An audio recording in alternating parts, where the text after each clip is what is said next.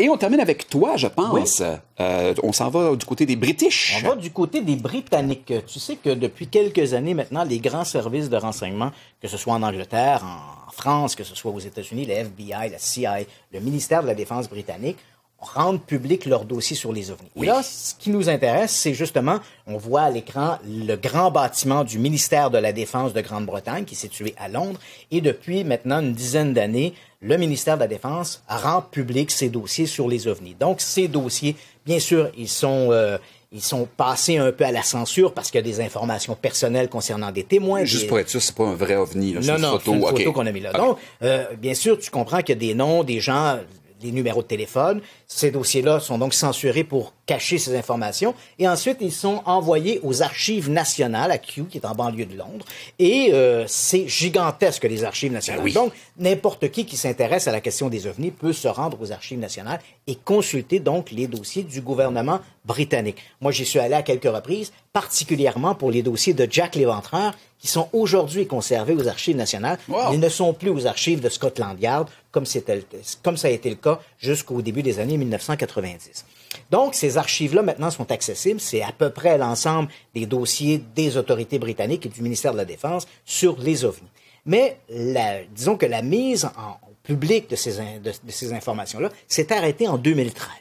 Alors, depuis 2013, des petits fins finaux ufologues britanniques, en fouillant dans toutes sortes de documents, ont découvert qu'il y avait encore 18 filières, 18 dossiers qui n'avaient pas encore été rendus publics aux archives britanniques. Pourquoi? Donc là, on va voir des images, un peu à quoi ça peut ressembler aux archives britanniques. Vous vous présentez là, il y a ces documents, et là, pendant qu'on les voit défiler, parce que c'est du papier, oui, avec des parties un peu censurées, mais c'est surtout des rapports d'observation.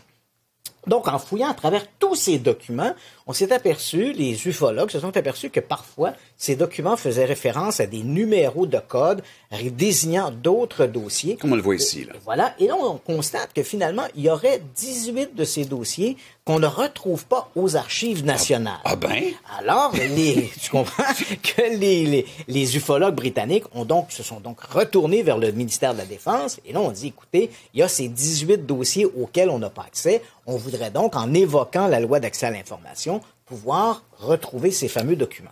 Alors, le gouvernement britannique fouille dans leurs archives et retrouve effectivement les 18 dossiers en question. Donc, bon. Un peu comme un enfant qui s'est fait prendre la main dans le plat à biscuits, tu comprends?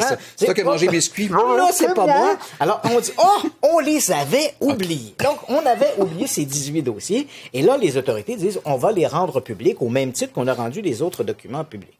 Mais voilà que là, on a un petit problème. Parce que depuis le moment où ces dossiers l'existence de ces dossiers a été reconnue par les autorités britanniques, les autorités n'arrêtent pas de repousser, en fait, la publication de ces documents. Donc, on a tout quoi cacher, on veut les assurer, au départ, ça devait être en 2015. Ensuite, on nous annonce que ça devait être pour le début de 2016. Ensuite, c'est l'été 2016. Là, aux dernières nouvelles, ça devait être l'automne 2016. Et là, on apprend cette semaine que ça ne sera pas avant le printemps 2017. Alors, évidemment, pour les amateurs d'OVNI et les tenants du complot, il doit bien y avoir là-dedans quelque chose qu'on essaie de nous dissimuler. Même moi, je me pose la question. Et, bien sûr, lorsque l'on parle d'OVNI en Grande-Bretagne, comme aux États-Unis, lorsque l'on parle d'OVNI, un des mots qui revient presque, un lieu qui revient presque invariablement dans la conversation, c'est l'affaire de Roswell. Ben oui. Mais les Britanniques ont eu aussi leur Roswell britannique. Okay. C'est une histoire d'OVNI qui se passe, et là, on va voir des images. C'est une affaire tout à fait extraordinaire. C'est l'affaire de Bentwater Woodbridge. Ça se trouve sur la côte ouest de la Grande-Bretagne, de l'Angleterre. Et là, il y avait 2 bases militaires, la base de Bentwater et Woodbridge, de chaque côté, en fait, d'une forêt qui s'appelle la forêt de Rendlesham. Et voilà qu'en décembre 1980, du côté de la base américaine, des gens observent des lumières dans le boisé. Alors, à la porte Est, que l'on voit à l'écran, on décide d'envoyer un contingent militaire pour voir un peu ce qui se passe. Ces gens-là vont voir des boules lumineuses qui flottent entre les arbres, et certains d'entre eux vont même assister à l'atterrissage d'un engin mystérieux de forme plus ou moins triangulaire.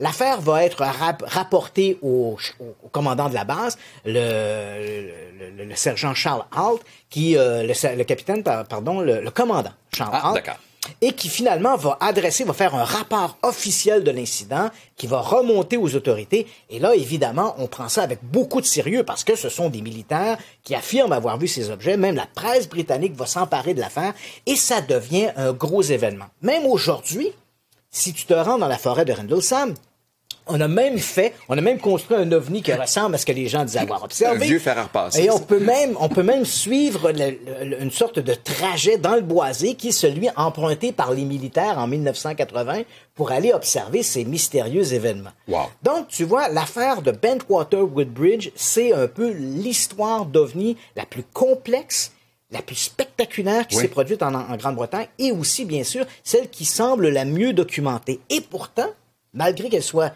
aussi importante que cela, quand on fouille dans les fameux documents qui jusqu'à maintenant ont été rendus publics par les autorités britanniques, on trouve très peu de références à l'affaire de Bentwater Woodbridge. Alors on se dit, ce dossier doit bien exister quelque part. Et s'il faisait partie de ces 18 dossiers qui, pour l'instant, n'ont pas encore été rendus publics. Ben oui. Alors tu vois, c'est ce qui a mis un peu la puce à l'oreille de ces amateurs, même si, pour l'instant, le ministère de la Défense britannique ne prend pas position, ne dit pas oui, dans les 18 dossiers qui restent à venir, il y a là l'affaire de Bentwater Woodbridge, mais on comprend que pour les amateurs d'OVNI, c'est vraiment, ces dossiers-là représentent un peu le Saint Graal. Oui, exact. C'est drôle que j'aime ta façon de comparer les deux cas avec Area 51, en fait Roswell, excuse-moi. Et ça, parce que dans le cas de Roswell, c'est les militaires qui ont comme caché l'information. Et en Angleterre, ceux qui la dévoilent, ceux qui la vivent. Voilà. Mais là, pour l'instant, ils n'ont pas encore dévoilé. Oui, pas tout à fait, c'est vrai. Une demi-vérité. Ouais. Voilà.